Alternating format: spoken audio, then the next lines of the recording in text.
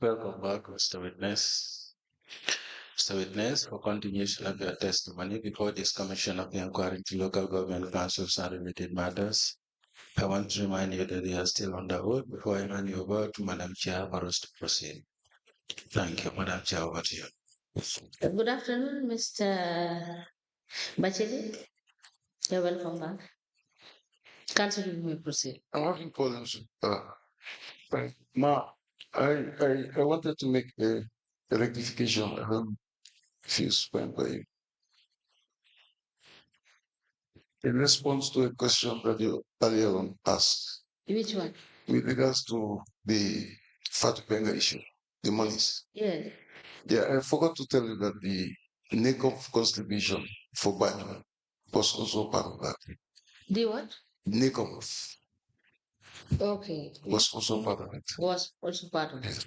So I just felt But as those monies were paid by way of impress, right? yes. Uh, I have the acknowledgement letter from the Banyan Sports Club. oh, okay.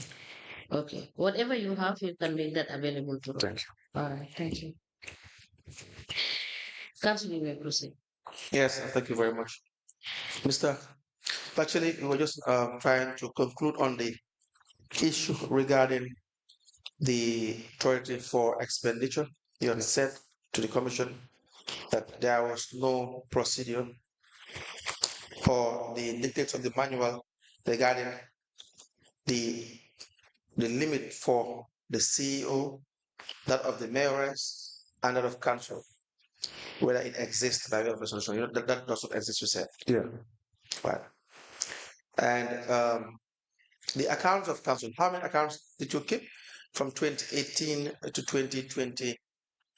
If there are ones that were opened and closed, can you tell us, please, which ones were closed at some point, why they were closed, if any, and new accounts that were opened, why they were opened, and how they were opened?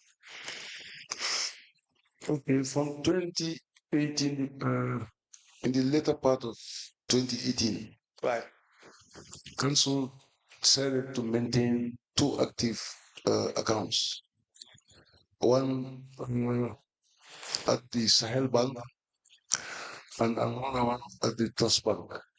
2018 From 2018 onwards, yeah. onwards, Yeah, just two accounts. yeah, active. The ones that we are working with on a daily basis. One with Sahel and Sahel and Trust Bank. right.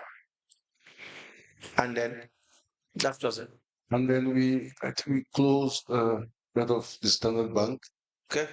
and we kept inactive that of the Guaranteed Trust Bank, Yes. and if I'm not mistaken, to Mega Bank. Megabank 2. Yeah. All right. Now, Late Council, yes. I want to remind you because I told you that there are some instances in which expenditures, Yes. I made interventions in terms of expenditures. In which I made some interventions in terms of some proposed expenditure. you made some interventions. Yes. Okay. Can I go ahead? Of course. All right. The first one I could vividly remember was, when the Lord Mayor was supposed to go to Kenya, Nairobi, Right. for the referendum election. Yes. She made proposals for the council to Right. pay some of the staff members in terms of their transportation. Yes. I declined. So, Why? because I thought that we should not pay it. Why? Because those people were not council members. They were a referral member. Yes. They were not council members. Yes. And that was the reason. Yes. So she eventually got sponsorship through the president and the Ministry of Finance. You have seen instances wherein you have made the same payments for referral members. How do you reconcile the two? Those were the internal expenses within the country. Within the country. Yes. So you haven't paid any allowance outside the country. No. What is the difference? Because within the country, they are still not council members. Yeah, but then if going outside in terms of buying their tickets, you're Yes. talking also bigger amounts. Wow. But again, within the government too, they have incurred so much expenses when they are not in fact council members. So how do you reconcile your answer to the fact that the reason why you rejected it was because they were council members and you have paid similar payments when they were still not council members? Yeah, like I said, the payments that were made locally as compared to, like paying air tickets and paying per diems, is way away from each other. When I asked you, you said the reason is because they were not council members, correct? Yeah. When they traveled within the government, they were not council members as well. No, they are not council members now. Yeah, so I'm just saying that reason alone you cannot back it up because then you have made some payments. We have had evidence of payments made to Raffaella members, and they were not council members, and then so payments were still done. Yeah, but to some extent, those payments were based on, like the memorandum of understanding that we had with them. Does the memorandum of understanding say that if the trip is outside the Gambia, then you should pay? It doesn't mention so. But then normally we cancel for all travels outside of the country. It was customary that you only pay for people who are working actively for the council in terms of air tickets and per diems outside of the country. But we will get to Raffaella and we will discuss that. And then I have three. Yes. And then the other one was the annual Navetans Right. that we sponsor.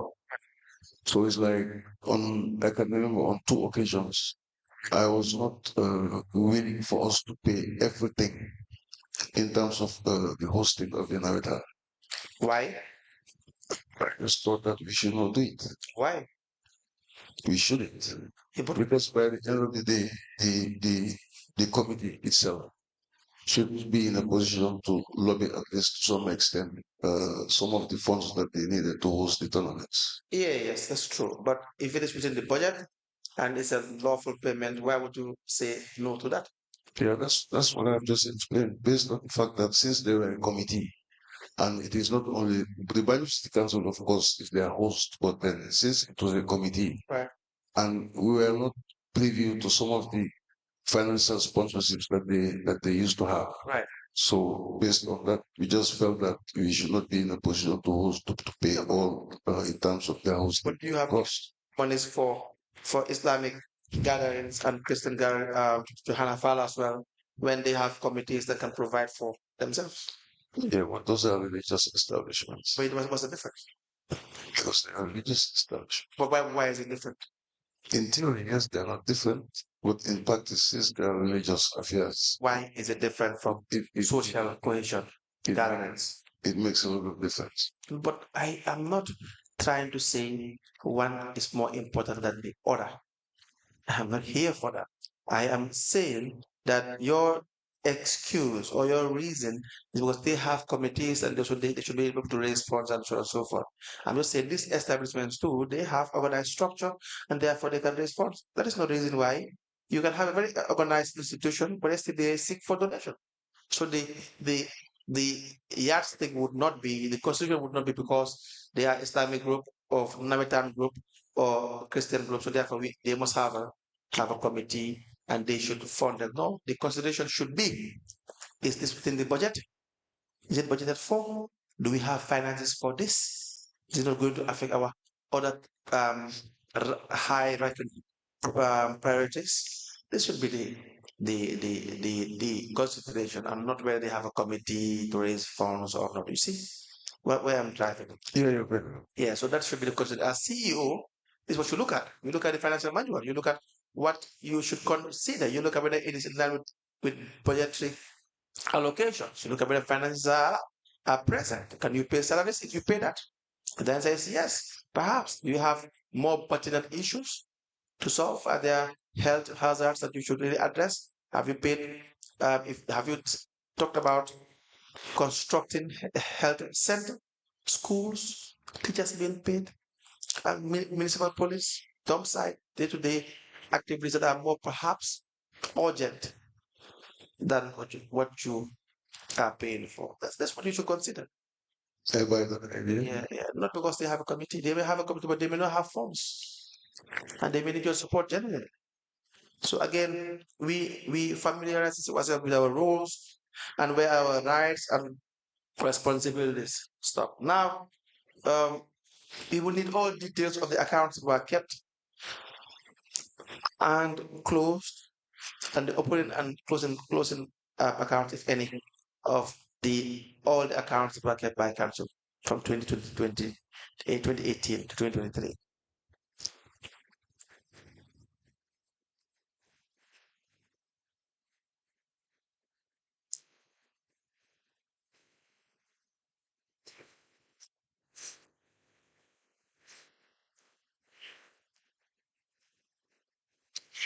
The Bible EU Ostend, busy EU Ostend project, have accounts kept too? Did you have? Yes. How many accounts? Initially, we started with Style Bank, but eventually we included Command. Okay, who were the signatories? The secretaries were myself, Monu Kamara, and Mohammed Chan. Okay.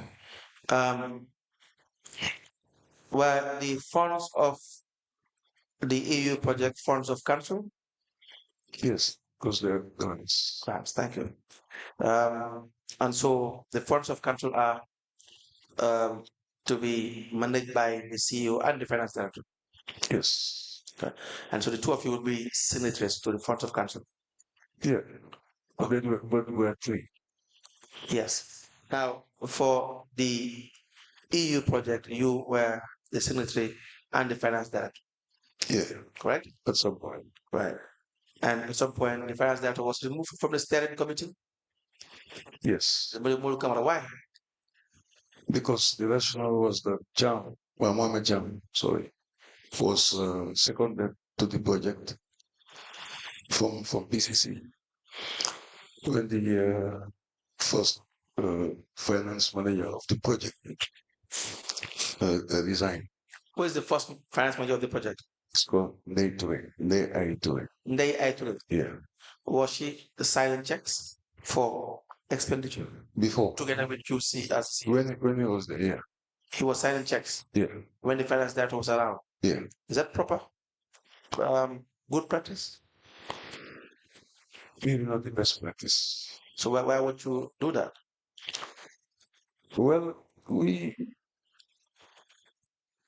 have three signatories, Right. and it depends at times on circumstances. What kind of circumstances?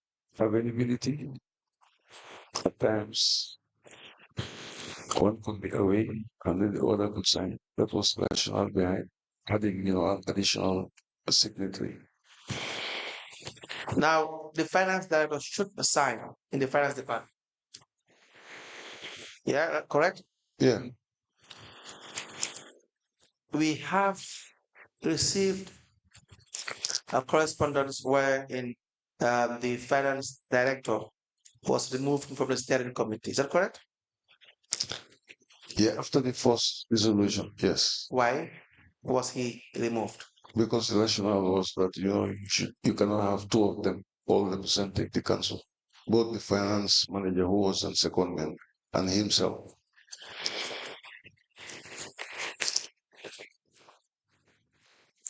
The rationale was what? We had Cham, who was seconded from the council Right, to be with the project. right. But the finance director was the one signing the checks before. Yeah. And you guys had an issue with the finance director? Issue. Yes. There was a period that you had to take $900,000 for him to sign off, and he refused. You recall this? But the interesting part of it is that what was the $900,000 specifically for? No. Because I heard him saying that. We will read that. They will reach to that point. Did you take to the finance director $900,000 for him to sign, and he refused? I don't remember this. Come again? I don't think I remember. You cannot remember. I don't remember that. You don't remember taking 900,000 for him to sign? No, It has been confirmed by your finance manager, Cham. I'm talking about myself. You know, I'm saying there is no room for you to forget, because if you had said it, then you should have. The reason, the reason why I'm saying so is because I cannot relate what expenditure was it for? No, the reason, the issue is he was only removed because he was not cooperating. That is a fact. That was part of it, yes. Yes. Now we want you to explain to us the problem with the finance manager that would result to you removing the finance manager from being the signatory. He said in his statement, and this he repeated in evidence, on the second page of the statement of the 14th of August 2023, the last paragraph, the last 3 lines or 4, before this disbanding of the original steering committee, I refused to sign a check of $900,000 for visibility, and that could have been the only crime I committed for the total dissolution of the committee and its subsequent replacement with another one with me. And as key as my rules are and responsibilities as that of finance were concerned and ignored with impunity. Is this a fact? I think that was his opinion. I'm now putting to you his opinion for you to react. If you're not fair enough. So what I have to say to that is that, first of all, he was not the only person who was removed from the first steering committee. We didn't say that he was the only person. The director of administration was also removed. We are concerned about the administration. This is a guy who is mandated by law to sign checks and authorize expenditure together with you to check and to be check and balance to your powers as CEO. The guy that can tell you, no, I am not going to sign this check because it is not in line with accounting policies. That's why he is important. He can tell you, no, I am not signing the check because it appears fraudulent, or I don't trust this process because it is not genuine. Can he do that? It was a form of check and balance, yes. Good. That is why it is important. The out of administration cannot do that. Has no power to do that. Doesn't even discuss the disbursement of funds in this manner. Now, was his statement correct or false? I don't agree to it. Good. Now why do you not agree to it? I don't agree to it because go ahead. Yeah, because in the simple sense that, first of all, I just cannot still relate to this $900,000 visibility. You had a visibility allocation. Yes. That you wanted to sign a check for. That I remember. Yeah. Yes, to sign a check for. Not budget allocation. I mean, you had a meeting. The Cham discussed this in the meeting, in the commission. The finance manager, that the finance director was not willing to sign this check. He corroborated the evidence of the finance director. He said even the steering committee members, upon the refusal of the finance director to sign this $900,000 check for visibility, the committee members were not pleased, or were perhaps disoriented, sorry. And I asked why. He said because perhaps they may think it is not in line. It's not proper. So this is your finance manager confirming that. Do you understand? Can I come in? Yes, of course. Okay. What I'm saying here is, first of all, especially during those days, Yes. we never used to initiate payments on our own. Payments were initiated by the project team itself, and then eventually brought to us for endorsement. Mostly to me. Who comprised of the project team? The project team had the project coordinator and the project manager, Right. the director, the finance manager. Yes. They make requests. They make requests. Yes. This is a requisition. Yes. There is request. Yeah. But then the request has to be scrutinized. By whom? by The the chief executive officer, yes, the chief custodian of the accounts of council. yes, Is that not the case? yes, Together with the finance director. yep, So let's forget about the team. Now the request is here. Now your job is to see the legality or the lawfulness or the genuineness of the payment. That's what we are discussing now. 900,000 is for visibility. What kind of visibility is that? I'm still for me, I'm still if I could kindly see maybe the correspondence, I can make a recall. It is not. But what I'm saying here is the project team, they make their request for payments to be made. You had a letter. Let me show you. Let me show you. Exhibit LGC/BCC/MCC 005. I don't know whether it's MCC or not. Let me say bracket 1005. It says the first letter is 8 of February 2022, and the same another letter, the same date as well. The topic is subject is refusal to sign project checks from the director of finance to the from the chief executive officer addressed to the finance director.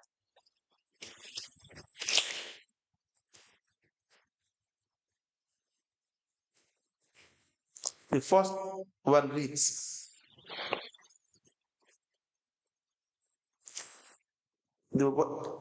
it reads from you. I am of the belief that you are really sounding for this. There's one letter before this. Well, there's documents for yourself you can sign checks before this. But it reads, I am of the belief that you are really sounding illogical about the above subject matter. Yes, the first one you sent reads, I write to officially inquire from you about the refusal to sign project checks. This amounts to delays in the project's implementation. You wrote another one the same date, 8th of February 2022. I am of the belief that you are really sounding illogical about the above subject matter, as you have rightly mentioned in the absence of any resolution to be passed by the General Council relating to the downsizing of the present project steering committee makes you still eligible to sign the checks pending an official instructions to hand over to the finance manager of the project. You understand us? Now, the letter written to you by the Director of Finance, same date, I wish to refer to you as a solution of the steering committee meeting and minister as chairman of the finance and procurement subcommittee must never sign any check until when the said committee sits and vets them. This is my position till a new resolution replaces it for probity, efficiency, and attainment of project goals. Now I will show you these documents.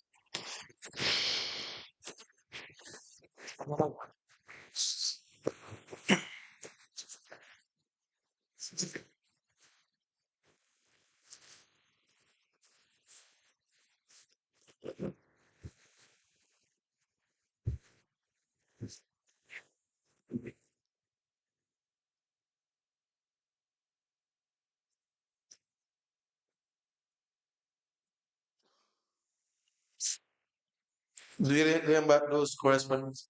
Yeah, I remember. Okay, please tell us about those communications between you and the finance director when you wrote to him concerning his refusal to sign checks. Is that not the 900,000 that you requested to be signed by way of visibility? He even described the moment that you came and you were in your vehicle, and when they came, he would not sign. You came with the check, and you had to try to talk to him to sign the check, and he refused. And you are very angry. But right, those could be just stories. It's possible because my question is, I'm still going back to the fact that we employ a team for the project. Mr. Batchilly, We employed. Can you explain to us That's the what circumstances surrounding those communications with you, between you and the finance director? that's what I'm trying to do. Please go ahead. You could kindly allow. So what I'm saying here is we had a team to take care of the project. So now if they come with a proposal to spend on visibility or things of that nature, we assume that they did the needful, come and have their program You implemented. assume they have done the needful. Yes, And what would be the needful? by making sure that you know what they're asking for. So first is in line with the project. So you assume that. The project's budgets. So you are assuming. But still, as you were earlier on saying, it was still subject to being scrutinized. So you can assume that. So, but my problem is, okay, even if the former finance director said he wasn't agreeing Yes. to sign to the Yes. check, the reason why Yes. I could not, it did not go down well with me Yes. is because he did not say why. No. See, Just refusing to sign a check alone brought to you is not enough. it's enough. No, Because he thought you did not follow due process. you know, Know how expenditure should be done. We have the manual here, and we will visit it again, and you will agree with me yeah, that what you have, how you were spending the funds of council, even in the project, is not in line with procurement process and the financial manual. You will visit it. First, I'm just bringing these things up for you to know what we are discussing. But you and I know you can't just bring a check to the finance director and expect him to sign. There must be supporting documents. He must know that you are not withdrawing the monies from the council coffers for fraudulent practices. He has to be careful about that. If he's not satisfied, if he does not want to sign and all documents are present, you can query that. Did you query that? what would the project team, to my imagination, would the project team want us to spend some of that magnitude without giving us supporting documents? They have done that several times. In the EU project, you have to make several expenditure, hire some contractors without following due process. That was the initial period. Doesn't matter. No, sir, can I just make this clear? Go ahead. Initially, with the project, we were pursuing with what they call this European Union programs. Yeah.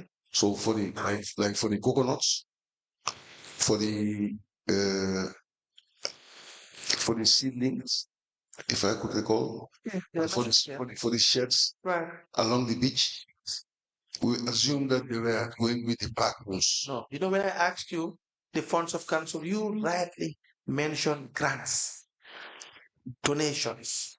You rightly mentioned this. See, you know that these monies, once they're in, they are monies of council.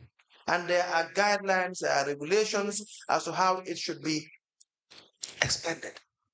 This you knew already. Your job was to follow what you know and not what you think. That's what was your job. It was very simple. Do what the book said you should do. And you would not, you would have been here aiding the commission with very positive answers because you would have done your job perfectly well. That's the reality. Mr. Can I? Yes, of course. All right. The reason why I'm saying so is because the project, if you could recall, had some element of participation Yes. from an EU perspective. Right. All right. And they also have their own procurement rules. So initially, like I said, I think I'm also going to be very explicit on that. Initially, there were three or four out of the whole lot that they used these so-called programs. Yeah, it went to the point whereby I sat together with the director of planning. We said, look, maybe perhaps it's best that like we let these people to understand that we should now strictly follow those of GPPA because we are always going to Parliament FPAC, and if we ever go there and start explaining to them that our procurements were based on a system that we did not understand, we did not understand the backwards. So I think eventually that led to the project having all other procurements arriving from the project being made through GPPA. So, Batchilly, to start with, you did not follow any platforms, but we will welcome you to provide all the documentations to that effect for all the projects you had followed the platforms and the steps you had followed. We will welcome that. Number two, Mr. Batchilly, the project does not have an EU component in the aspect of the expenditure of the project funds. It does not have any. These were monies by way of grants from the EU, and that's where they stop. You see, the Finance and Audit Act, Local Government Finance and Audit Act 12 is very clear on the revenue and funds of council. You had said it clearly yourself. It says on section 4, the revenues and funds of a council include all sums of money or funds accruing to a council. Without prejudice to the generality of section 1, the revenue and funds of a council consist of A, monies derived from the rates imposed by the council under or pursuant to the provisions of this act.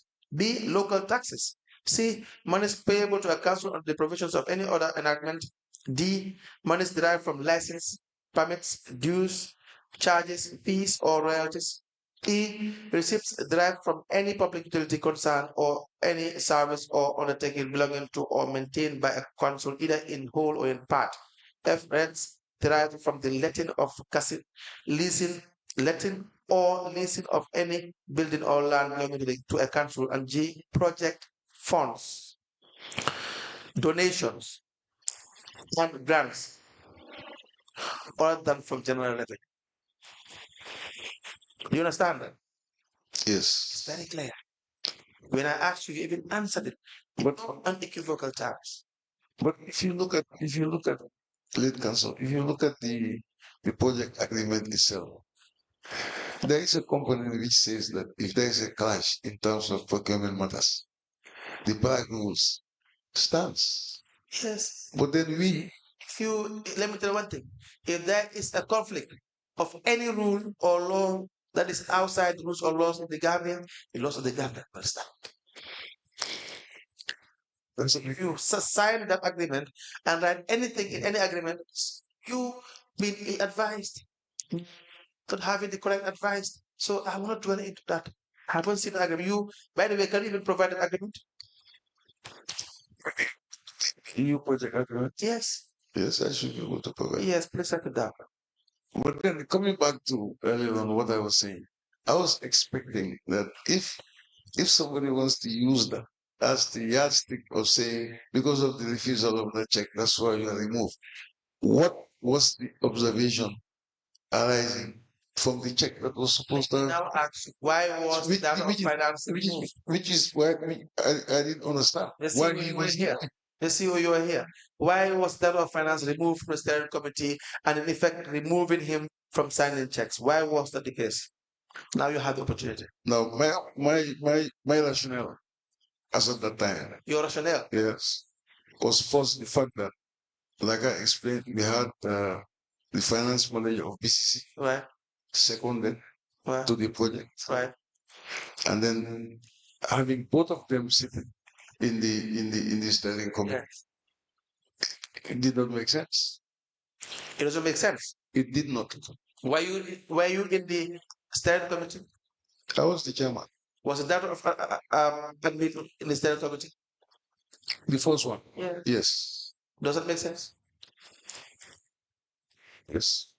That makes sense? Yes. Hey, my friend, then this one makes sense? No. Why? Why? The director of admin is your immediate deputy. That's because the local government taxes. By law.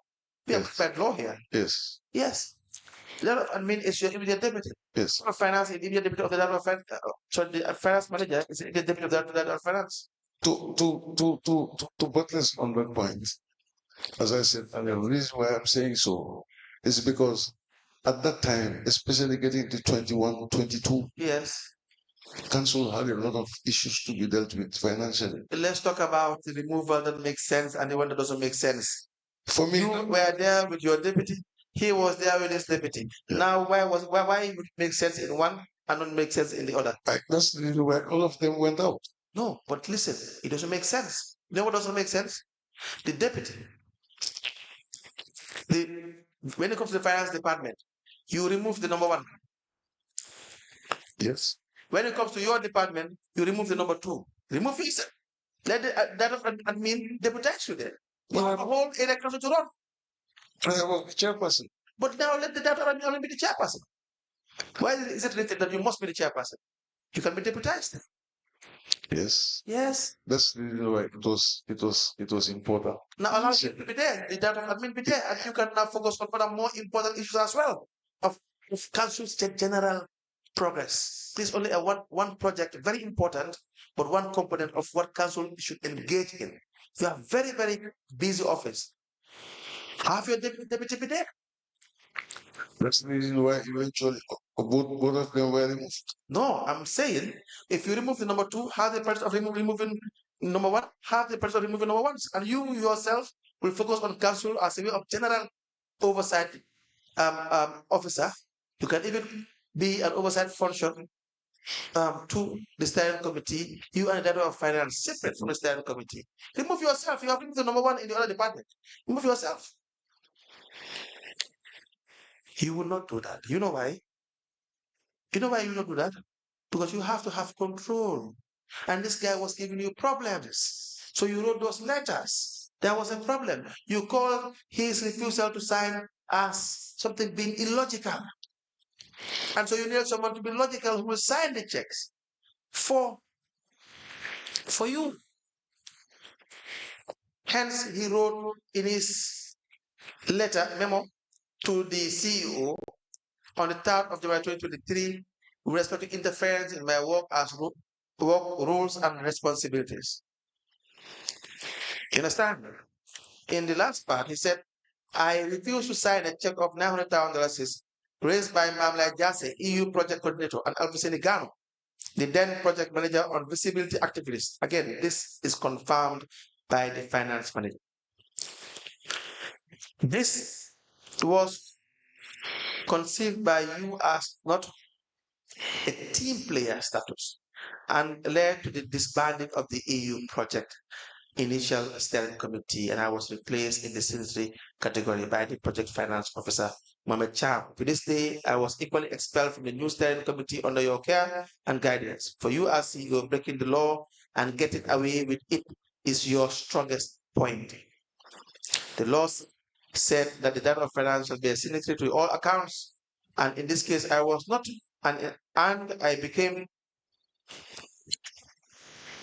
business as usual. Look at the finance and audit manual for local government authorities. He accused you of interference and said clearly that what your actions were contrary to the rules and regulations that he should be a signatory to the account. Was he right in saying that your actions were not in line with financial regulations because he has to sign the checks?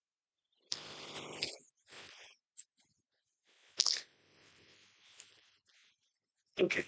If you haven't answered the question yet, answer the question and then you can proceed with your explanation. Yeah, that's what I'm saying. I agree with that. Exactly. I agree with that. But then I'm also still asking this question. Right. If he refused to sign something that's prepared by a project team, Yes. brought us, I was of the opinion that, Right. for example, Right. if something was brought to me to be signed, Yes. and I have my objections, Yes. I think I should be in a position to bring clearly those objections to the attention of everybody. True. So that at least we'll know that, okay, I'm not signing these checks Right. because I've observed ABC. Right. I agree. Did you do that yourself? You understand? But if at all, that's the reason why I did all this writing. I agree. But did you do that yourself? That's not for me. That is for the individual who should have come and signed the checks. When And then said that he would not sign them for maybe reasons personal to him. when you took a check of $900 to him, did you tell him what it is for? Did you provide the supporting documents necessary for him to make a decision? Did you do that? Assume that we'll send a check of 900,000. The check was taken. Only a check. Yes. No supporting documents whatsoever. No legality for the finance manager said here openly that even the steering committee members were very skeptical when the data finance refused because of they might have thought it was in line. That could be questioned whether that was the case. Did the finance, so the steering committee, as a result of his refusal to sign? Yes. I would want to challenge that. Sorry, Mr. Batchilly. I believe that the Director of Finance clearly stated his reason for refusing to sign. He said in his statement, and I will quote the relevant line. He said, I stated my grounds, including, among other things, that a single check for 900 was not prudent as per cash flow management, and the reasons advanced for visibility was weak in my own analysis as Director of Finance. Don't you think it was supposed to have drawn your attention and said, give me detailed analysis as to why you are refusing to sign this 900? Was it not supposed to have been your responsibility to ask for further reasons if you wanted to have clarity? Yes, I agree with that. Council, Mr. Batchilly. Commissioner. Yeah, if our memory serves right, Mr. Gamara sat there on there and said it was Friday, during closing time, and then he didn't see the need or the urgency why he should be sign a check of 900,000. It was Friday, and he didn't see the need or the expenditure for the reason why he should sign a check during that time, and it was on a weekend. So he needed more strong reasons for him to sign that check. But the reasons advanced to him were not enough. That was his very words he said when he sat there where you sit.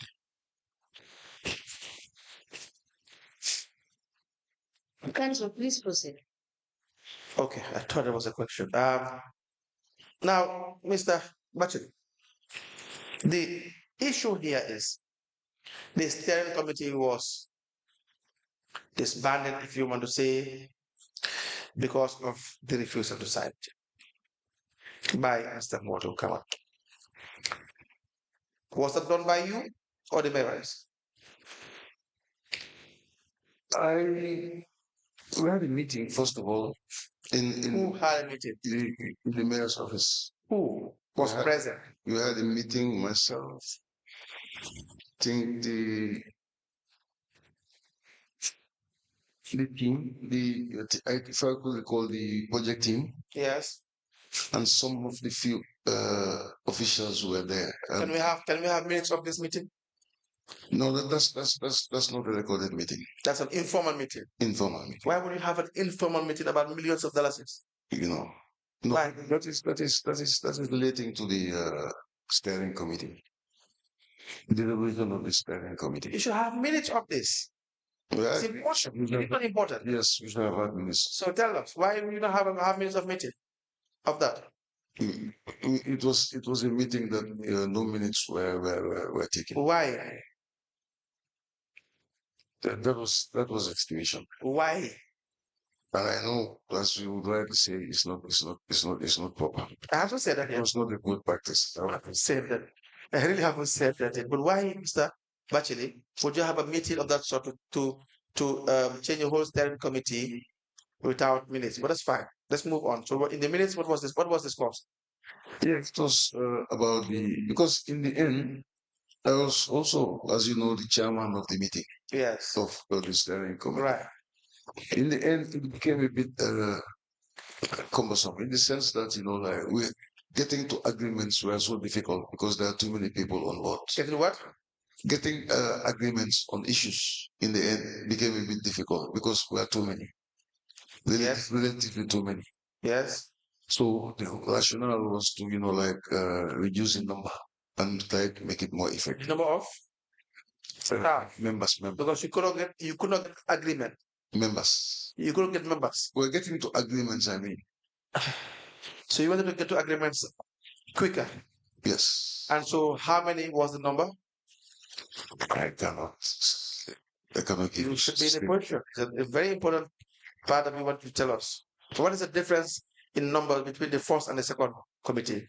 The second committee comprised of myself, Mohammed Chan was there, Right. Katim Ture was there, Yes. who else? Teacher Job was there, Right. the city link coordinator. See, all the people you are mentioning are people who are heavily, seriously mentioned, advanced by witnesses here regarding compromising to a great extent the financial regulations. But go ahead. And I think we had at some point Isa So came as the procurement man. Right. So it is in that meeting you decided. Mr. Batchilly, please speak up. We are not hearing you. Sorry. Yeah, I think Isa So Right. was brought in for procurement matters. Prepare us a list. When we come back next, we want you to give us a list of the first and the second steering committee members.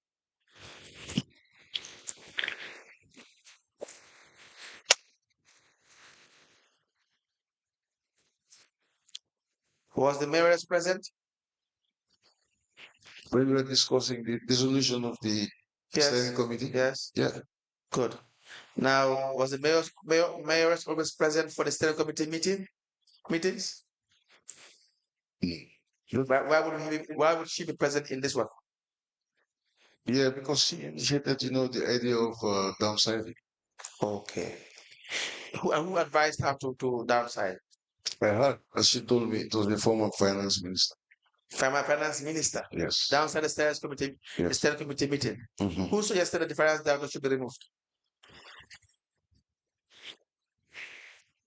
Why? Why? Like I told you before, I'm still listening. that He even Sanchez. Sir Batchilly, please speak up. I did not hear the last part, what you said. so I Can you please repeat that question so that I can hear what you said? Yes, Chair. Yes. Who suggests that the finance director be removed? tried to finish it Why? because I thought that we had finance manager seconded from council to the project, and also the finance director himself seated in the steering committee at the same time. And everyone agreed. Yeah. Was the finance director present at that meeting? No, he was not present. So you called in a clandestine way a meeting discussing the affairs of the finance director of council, whose responsibility, of course, jointly with you, but whose primary responsibility is to manage the finance of council. You close out that person from decision making when it comes to finance. You think you have the power, Mr. Batchilly? Can I answer the question? Absolutely. Okay. I did not do anything clandestine in this case, in the sense that, like I told you, we were summoned by the mayor to our office to talk about, this existence of the first steering committee meeting and the need to downsize it to make it more effective. Right. But So- people you are so- reducing, so- they should so- be present. That's what happened. The people you are reducing, were they present? No, No, they are not present. no, exactly. They are not present. They were not present. The people that were reduced, were they notified? No, No. they were not notified. That is clandestine way. It's a getaway of doing things. You understand that? Did you have minutes of meetings? No. No. You see, that's the clandestine part of it. So you now know why I said it's a clandestine way of doing things? Yes. Exactly. That is the issue. So it is like a call meetings for people that are like-minded, those who will ordinarily agree, because the rest would not agree, and you need to arrive to an agreement at a very quick process to get things going. And so you've identified the ones who would ordinarily not agree, who may have an independent opinion, they will not be invited in the meeting. And you have a meeting and get their names out. Mr. Batchilly, is that proper? No, it's not proper. Thank you. Now, the financial manual 504 reads, the director of finance is directly responsible for the control of expenditure. He is personally responsible for the control of all votes and liable for any unauthorized expenditure of council. He or she shall ensure the following: that the expenditure of council shall be within the approved estimates, that all payments made must follow due process as stated in this chapter. You see how serious it is what you have done together with the mayors and whoever was in that team. We now realize you didn't factor all this in before. No. Yeah. But now you realize and appreciate the seriousness. Yes. Yes. So for all the monies that were expended, without this man being present, trust me, we are lawfully done. Oh, sorry, unlawfully done, illegally done. It violated the law, Mr. Batchilly. That's what it does. Because there is no law that gives you, neither you nor the mayor, the power to say the finance director is duly appointed by the competent authority to be in charge of the votes of council. You don't have the power to say he cannot be in charge. And you get somebody else. No.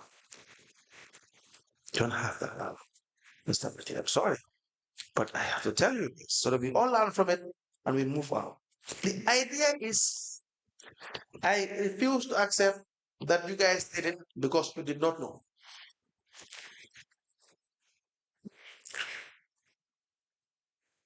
So my mind, in addition to the investigation we have gathered, it was done because then people can further their fraudulent practices to mismanage the funds of council because someone is seen to be a hindrance to that. Do you understand? Do you understand that? Yeah. Good. Now, this will bring us to, and feel free to respond to any of those. I wouldn't ask you because you will say no. See, when we mention fraud, people will jump and say, I was never part of it. But me, No, no, yes, sir. I'm not going to come up with those arguments because the reason why is that everybody is welcome to come up with their own understanding of situations. Right. That is something which is Right. imperative. But what I'm saying here is, Yes. I will not have no doubts in terms of accepting if certain practices were not put in place in certain situations. Yes. I would dare not do that. I will not get into those things. So actually, I know.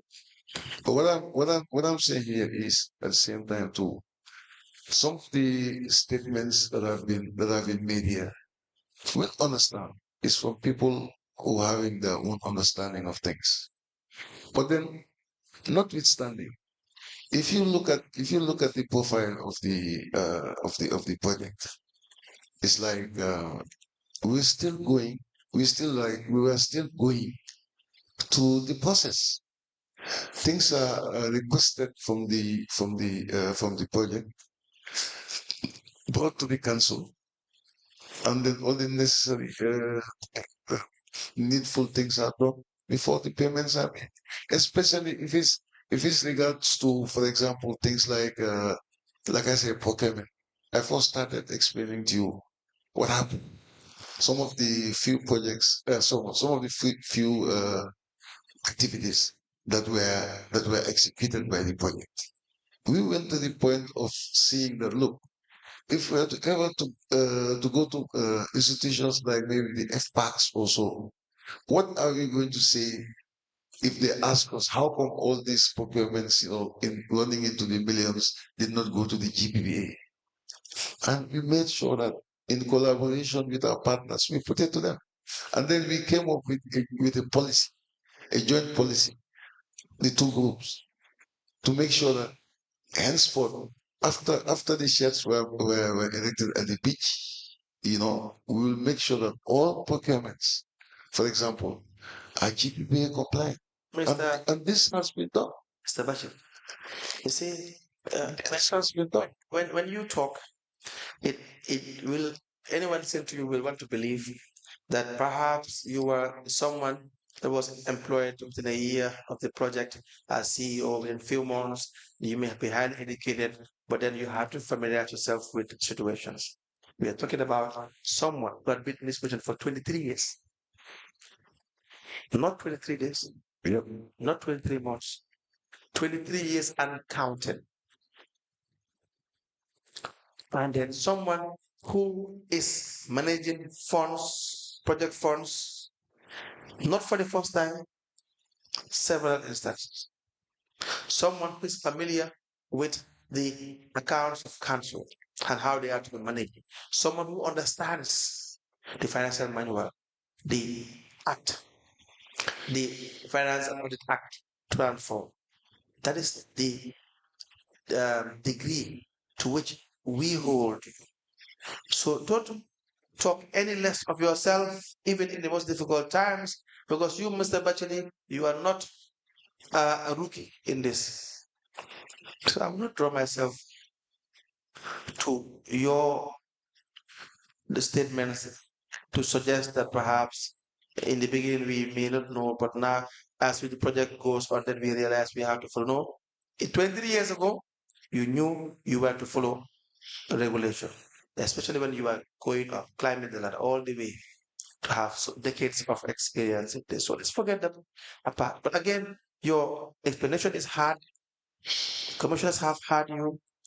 They will consider your explanation regarding as to why you made this. Some procedures may be disregarded, and they will make determination to that effect. Is that fair enough? Very fair. Yeah, I was convinced, but they may be convinced. But we look at you familiar with the EU Ostend project audit report for 1st January 2020 to 31st April 2020, 2024. The project was audited, correct? Yes. You had you have a copy? There are two sets of auditing that was done. The first, You had the international auditors, and then you had the national auditors. can you provide us with the one for the international auditors? Yeah.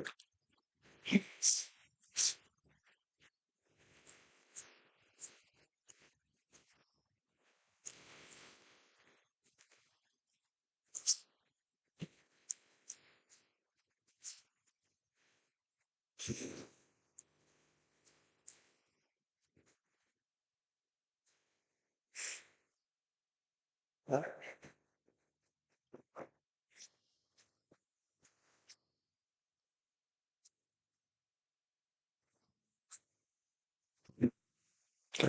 Mr. Bachele, Yes.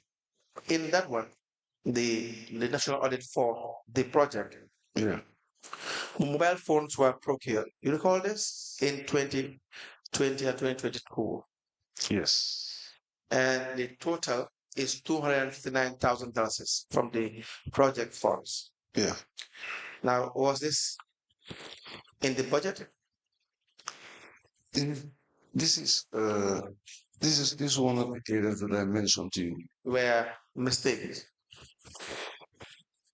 No, I mentioned to you that those procurements, including that of the phones, Yes. whatever, they were not done based on GPBA rules. Okay. They were done based on the so-called black rules. Which says what? It's not a so-called black. Just say the black rules. Which we didn't understand. What does the black rule say? I'm not familiar with the black rules. What procedure did you follow in the black rules? They went, they didn't single sourced it, I think. You, the CEO, you, not they, you. The project team. So when it came to my test, I proved it. You are not familiar with the plan rules. Yes. Documents were you shown before you approved it? And I was shown the request they made Yes. From from the project team. how many requests? From the project team. Yeah, now Yeah. the invoices. What part of the plan rules they tell you you should be followed? It has to be discussed. You are the Yeah. chairman. Yes, no. It's like it was not brought to us in the form of a steering committee. Okay. It was a request that just came from them that they needed phones. Yes. Yeah, and I think, if I'm not mistaken, laptops, something like that. Now you did not follow any rules, both the Prague rules and the GPA. Because it was single source, as I could see. Yeah, so no rules were followed. Yes. So let's not talk about Prague rules. I cannot say whether I cannot talk about the package. We only discuss things you can prove. So you think people have tried it here? We adopted the Prague rules. Now, what were the Prague rules that you adopted? What did the Prague rules say? Where are the documentations along those lines? Where are the forms that you have filled? Was it done? That is exactly lead counsel what I'm trying to explain here. Yes. If it, for example, was the case of the GPP procurement, Right. even if it's like based on single sourcing, Yes. I would straight away recognize Yes. the necessary documents that were needed Right. to have it go through. Correct. But in the case of a procurement, Right. all what I could see was that Yes. an invoice was brought, Yes. description of what they wanted, Yes. and in what quantities. Yes. This is what was brought. So it's safer to say no rules were followed. Were rules followed? Procurement rules followed? Okay, I can agree in saying that in the sense that I don't know the pack rules at all. Rules were not followed, my friend. I don't know. They were not followed. Someone must have advised you, just say we follow the Prague rules. No, Prague rules were not followed. This is investigation. The next logical question would be, what were those rules? If I give you the case of the coconuts, Right? No. Forget the coconut. Let's not confuse ourselves. Let's stick to the mobile phones. One at a time. no. The reason why I'm trying to do that is to give you an understanding Okay, say it again. Go ahead. of what I'm saying. Yes. Okay, like in the case of the coconuts, Yes. though still a bit different from the GPP rules, Yes. but there I saw different Yes. different suppliers Yes. and some explanatory notes were made. Yes. For example, because I have that, maybe I could subsequently bring it over. You see what I'm saying? But then still, we were not very familiar with it because they're a bit different from the rules of Follow GPP. any procurement rules, Prague rules or GPA rules in this mobile phone? In a sense, if you ask me that question, I will tell you then yes, I'll agree with you. Then no, in those instances, then no rule was followed. Neither this one nor that one. Easy. Then we move on. Yes, easy. Then we move on. You see, I am not in the position to say you did not follow. But I can tell you, you did not follow. If you say we have followed, then I will say, where is the evidence? You see how investigation works? It could be simple. It could be very simple. So where you cannot back it up. If I were you, no, let's not just go there. Let me just admit that it was not done. Move on, because I will ask that it be produced.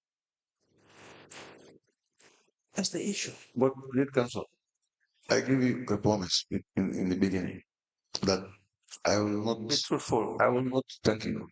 I trust that, I will be Mr. truthful Batchilly. all along the way. I trust that, and I have seen you giving us truthful answers even in the most difficult times, and it's been appreciated. And we hope you continue doing that in the most difficult times ahead. Thanks. As well. You see, that to me, that's the character of a man. Where you've gone wrong, you've gone wrong. You say it, we move on. Yes, you can't be unfair twice, breaking the rule once, and now wanting to mislead the commission again. So we appreciate that. Now, Mr. Batchilly, $259,000 is for mobile phones. We have the, for instance, 29 May 2020, version number 16, the health technologies were paid from purchase of mobile phones for project staff. You can see how many amount was $220,000. The list goes on, and this is what makes up the amount. Now, how sure are we that you are not buying phones at a very expensive price? Based on the value for money criteria, Yes. that was defeated. How sure are you that the ones that are buying the phones did not really have a kickback from it?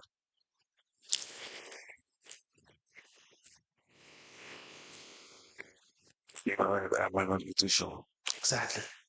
That's the issue. So it's a possibility, right? Sure. It's a possibility. Very, Hmm? very, very, very, very possible. Yes. So it says again on page 49 that for the media coverage and other expenses of mayor's town hall meetings, it says that the audit realized that project funds amounting to $1,108,500 was incurred as media coverage and other expenses for mayor's town hall meetings held in 2022. This activity was not budgeted for in the project funds, correct? It was not budgeted for, but it was sourced under the indirect costs. Indirect cost. The costs that are not directly associated towards the realization of the project. Why would you like for ignore example, indirect cost? like for example, building like the structures that were being put up, those are directly related to the project. Yes. Things of that nature. But why would you incur indirect expenditure? But then in this case, the project coordinator that was in Austin at some point came here. We had a meeting. Myself, the mayor, the coordinator himself, and the project coordinator and the manager. We had a meeting, and then the project coordinator from Austin, talked about the need to make use of the project's visibility, because by the end of the day, in those days, then the project was not as visible as it became later on. So Why is that? Where are the minutes of that meeting? no, that was an informal meeting at the mayor's office. Formal meeting can override for budget allocations. No, I'm not saying so. So why would you base your expenditure on informal meetings and spending $1 million plus on the mayor's town hall meetings because it has been discussed as a floating idea? Yes, because the coordinator for Austin, like I explained earlier on, talked about the need for the visibility of the project to be taken up more seriously. What do you do when a particular expenditure it does not or is not factored in a budget? What does the law say about that? But like I explained, it was factored Question, under the Mr. cost. Answer the question, Mr. Batchilly. First, then you can always explain. I've never stopped you from explaining. The commissioners will not even allow me to do that. What do you do when budget does not factor in? Very important point in your mind in relation to certain expenditure. But the visibility budget was factored in. That is in the overall whatever projects, whatever. direct cost. I'm talking about the physical impact. The the visibility. So I'm talking about it's indirect cost. You said to us it's not in the budget, it's indirect cost. Okay, maybe I explained it wrong. I'm just saying that the visibility budget was the one we were talking about initially. Mr. Batchilly, the finding I have read to you is that the mayor's town hall expenditure is not in the budget. Is that a fact or false statement? You mean project budget? Yes. But there's an element of visibility in the project's budget. That's what I'm trying to explain. Element of visibility. Yes. Guide us through it. It was in the budget. It was mentioned in the budget. Guide us through it. Go with it. Yeah, that's what I'm saying. It was in the budget for the project. Guide us through it. Do you have the budget with you? No, I don't have it with me presently. Produce the budget. Okay. I'll do so. That's it. And I'll highlight the visibility part of it. Yes.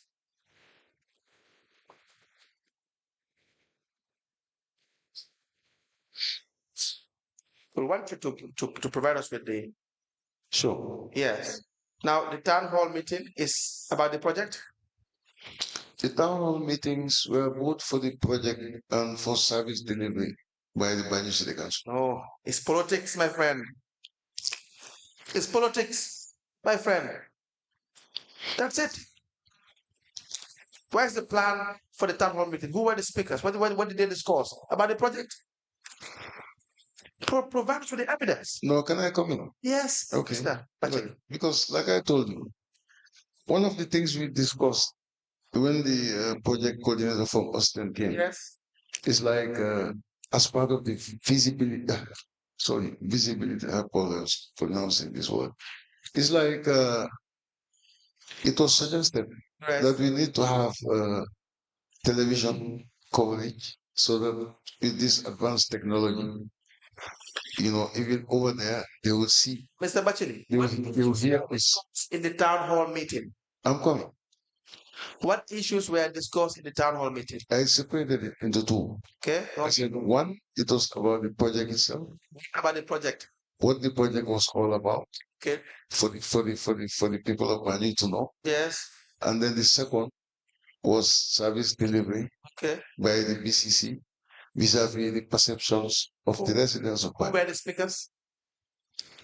Different speakers. Where are their speeches from the project side to sell out the project?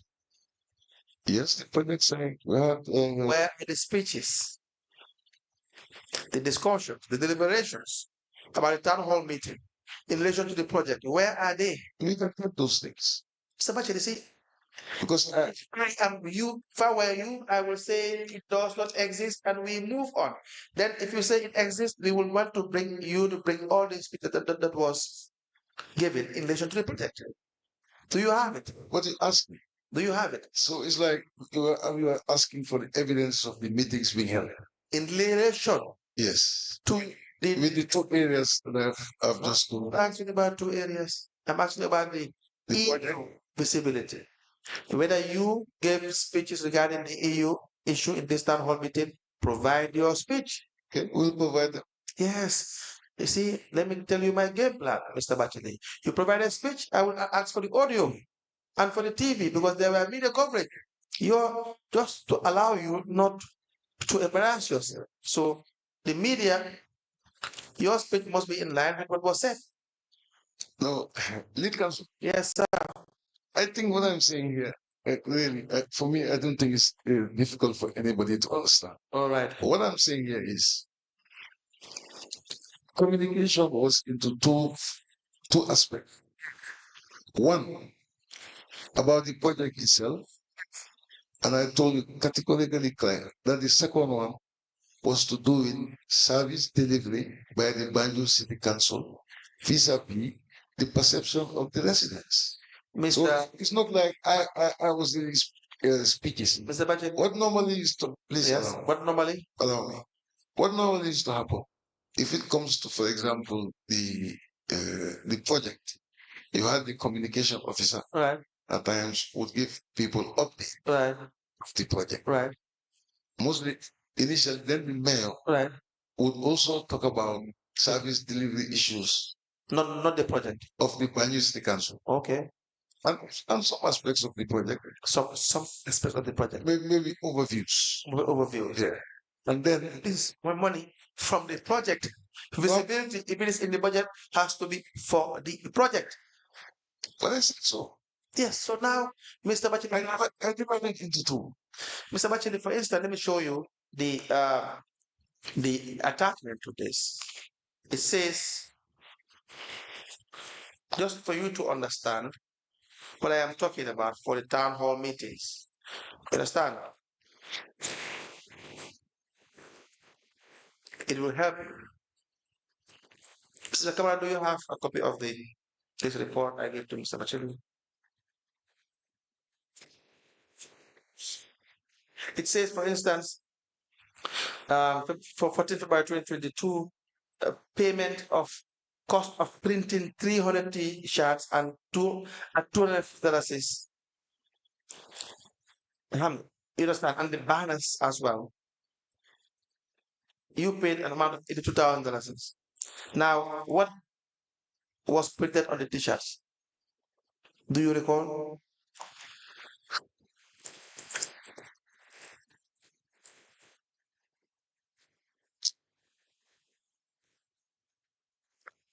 It's at this juncture very difficult. Difficult. Was it about the project? I would want to strongly believe that the project was some And resemblance. I'm asking you about resemblance. Was the T-shirts about the project? The printing. So these are televised. That's why I've told you categorically clear. Was the T-shirts about the project and the banners?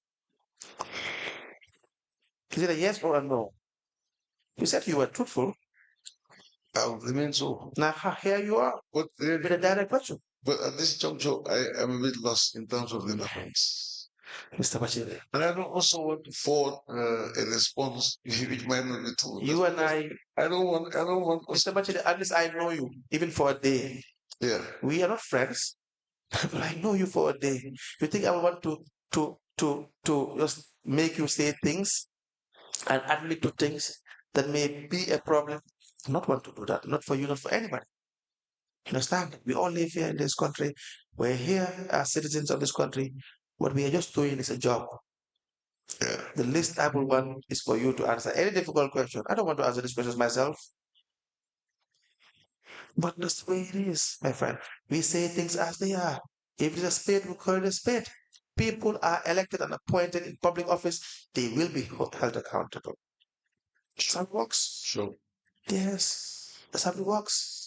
So that's it. So if, for instance, I keep on calling the name of the Lord Mayoress, I will call it over and over again because I'm doing a job. And I will do it without fear or favor. Trust me. And that's the same goes to you or anybody else.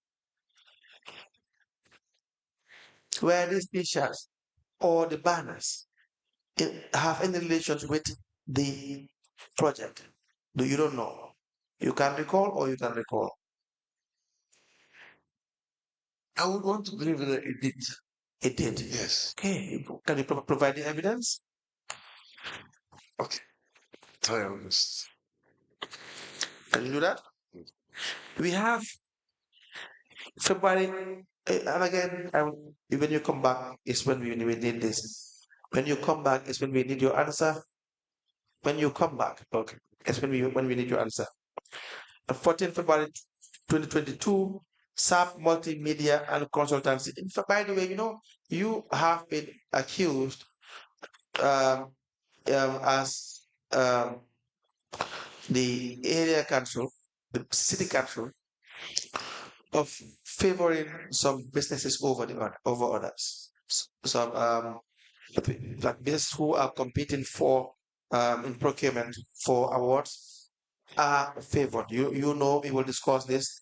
For instance, Keba and Sons, the relationship that he had with the mayors, living together for so many years. He testified here and admitted to several facts. So I just saw SAP Multimedia and my mind comes to that. But payments were made, it says, being payment for the cost of hiring logistical materials for the town hall meeting, $89,000. What kind of materials were these? I think both the television, the television, whatever, television groups. Yes. And also the giant screen. Right. Things of that nature. Correct. The list goes on. Yeah. Kirfat, They are paid $10,000 for being payment for the cost of live television streaming coverage for the mayor's second town hall meeting at Banjul Central. You know how many media outlets we have in this country? Did you give each of them a fair opportunity? Is it a yes or Yes. yes? No, you have just told us you didn't follow procurement in this. Yes. You give them fair opportunity to compete. Based on the given circumstances, then I don't think they were given fair opportunity. Exactly. So who was making the decision as to whether we contact Ketfat and pay them $30,000? Who was making the decision? Was it a joint decision by the contracts committee or the mayor's decision? No, it was certainly not the contract committee. So it was the decision of the mayor's. Yeah, I would say so. Good. Thank you for your honesty as well. The list goes on and on. And the PR, the PR people, Honorable Bar used to be there. They testified. They testified under the circumstances in which they were operating. That for some of them, they were just there to hold the money, and they will receive instructions from the mayors as to who to pay and how much should be paid. Is that proper? Good. So that is what made up the 1,000,000 or $108,500. That's 18,383.8 euros. Decided by the mayors as to how it should be spent. Totally unlawful, correct? Can you please kindly go back to the last statement that you just made? Which part of the statement? The one you just made. And the figures. Yes. I said the figures in relation to the town hall meeting for this one is $1,108,500. That is the equivalent of $18,383.0.8 euros at the time. And I said, with respect to the disregard of procurement process, very totally unlawful. Should the mayors be engaged in procurement, Mr. Batchilly? No, under normal circumstances. And I asked you initially in the beginning, was the mayor engaged in procurement?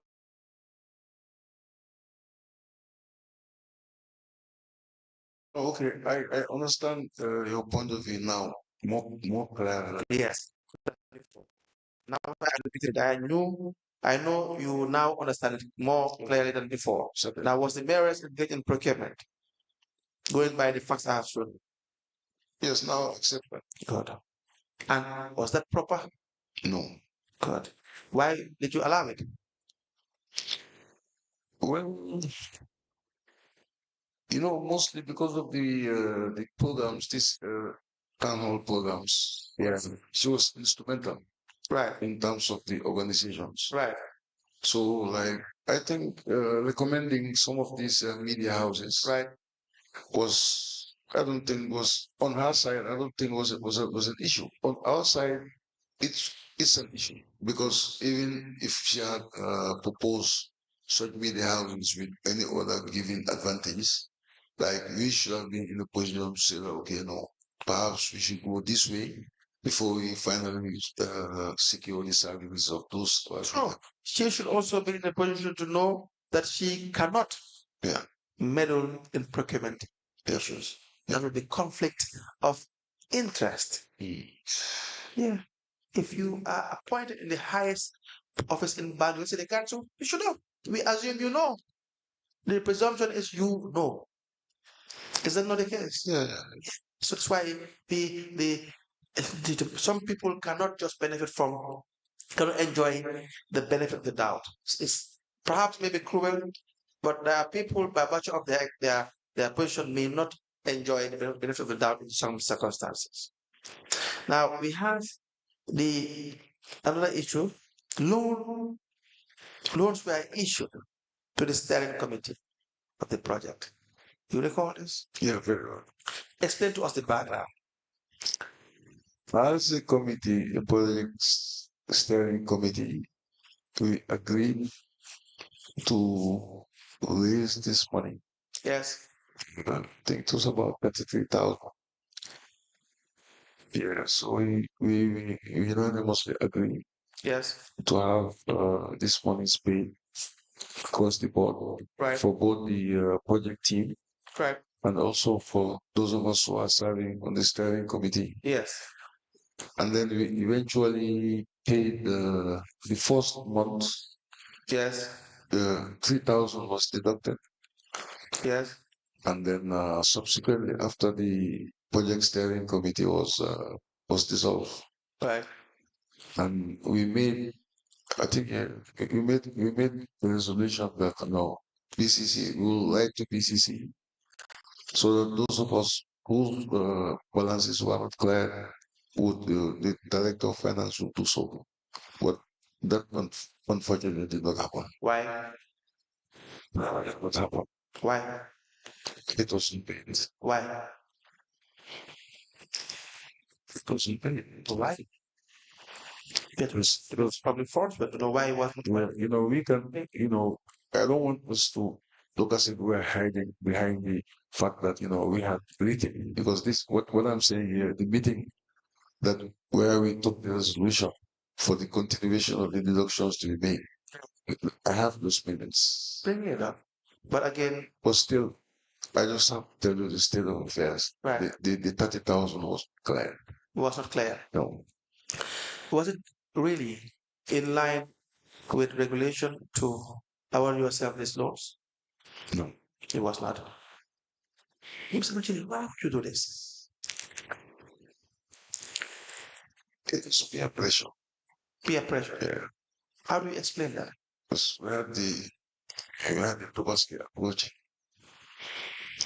And then everybody was saying that maybe it would be a good idea if we could be giving some a loan which you will pay back. This was the rationale. So for you, the ones you just clearly admit, Mr. Batchilly, I will just do the favorable and honorable thing to just move on to other issues. Unless there are questions that commissioners may have, I will just move on. Yes. Yes. Let me just find out from Mr. Batchilly. Mr. Batchilly, is it true that at the same time, the same officers received an advance on their salaries for the same tobacco? Because across the board, the staff of BCC were granted salary advances. Is that correct? You mean the mainstream staff members or those who are serving in the steering committee? You mean those who are serving in the steering committee? I am asking. Yeah, I mean, those were the ones that, got it. No, my question is it true that the ones that were in the steering committee did also receive advances on their salary from BCC? Because it was given across the board to every staff. And the ones in the steering committee are also staff of BCC. Yes. They received it. That's true, yes. So you received double support. Yes. In other words, if I can put it that Yes. because you said it's peer pressure. Yes. Yes. So you receive the loan and you receive also BCC. One way. Yes. Yes. Run. Yes. Thank you. May I proceed? Yes. Now, especially we have on page 64 of this report, a software, accounting software was procured. It's called ANK Analytics Limited. That it was procured from. The amount paid is about $233,000, but the software was never delivered. You recall this? Yes. What was the issue?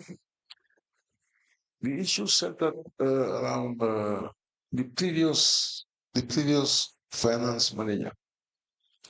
Yes, please proceed. Of the project. Yes. I think initiated the need for that accounting software package. Right. But then subsequently, when she left, Mohammed Cham came as the new finance manager. And he said that based on the reporting modalities with Austin, he was not satisfied with using that particular software. Right. So it was sort of abandoned, and then he used another software package to suit the purpose for which he wanted to use the package. So Mohammed Cham said he cannot use this software. Yes, it's not in line with the reporting models Okay. with the partners in Austin. We will get him back when you testify next. He had given his evidence, but we'll get him back. He had confirmed that it was not delivered. He said some features, perhaps to his understanding, were not in line with what was needed. Yeah. But we will get him back, the finance manager Cham, so that you may have a more clearer position when it comes to this. We also had an issue of So I believe it's convenient for him to stop. We'll proceed tomorrow. thank you, Chairperson.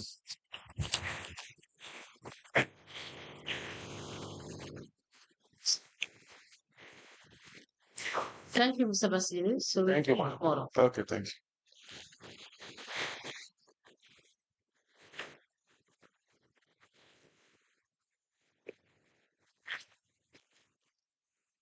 You rise.